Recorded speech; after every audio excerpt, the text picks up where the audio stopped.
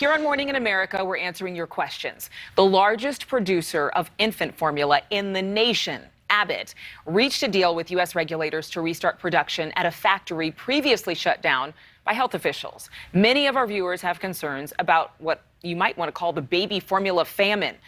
First of all, we got to ask some questions to some of our, let's see, do I have the name of our guest here? Yes, we have former Associate Commissioner of the FDA, Peter Pitts, joining us now. Good morning to you. Thanks for being with us. My pleasure. Good morning. So the first question we've got to ask is, when can we expect to see more formula hit the shelves? Well, I think pretty soon. We're definitely at the beginning of the end of these shortages.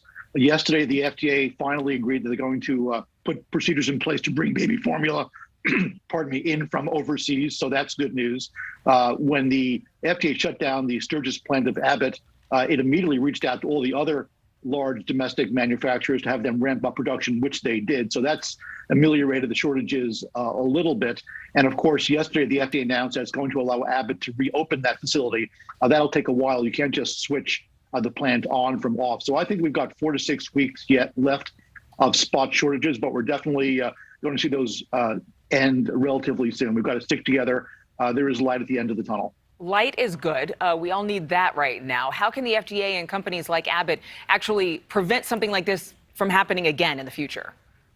That's a great question. The answer is the baby formula industry in the U.S. is a consolidated business, which means that there are only a few large manufacturers.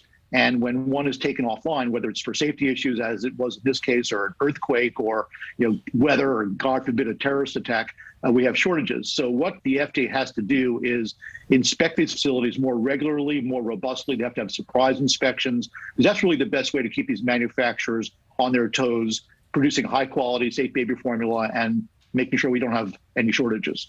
So Roberta Hullings, we're going to meet her right now. She's one of our viewers in New York. She has a question for you. Let's listen. Is it true that Abbott, the company that makes about 40% of baby formula in this country, gave profits to their shareholders rather than fix the factory that caused the recall that is the big driver for this shortage? So what's the answer? Well, I guess there are two ways to answer that question. The first is, obviously, when the FDA shut this plant down in February, the FDA camped out on the site and was working with Abbott 24/7 to fix the problems. I think the bigger issue that your your viewer raises is, why did Abbott allow the lax safety standards in its factories to happen in the first place? Being in compliance, producing high quality baby formula is expensive. And shirking the responsibility to do the right thing to save a couple of dollars is absolutely unacceptable. We have one more question from Roberta. Let's listen. How can we keep allowing large corporations to profit with few or no guardrails? These heart-tugging stories are important, but so are the ones that get to the root of the problem so that it never happens again. I think we kind of answered that question, but you can expound on that. Sure. Well, as I said, the baby formula industry only has a few large players in the U.S. It's a low margin, high volume business. So, each can of baby formula is not expensive. No one's price gouging, at least the players are.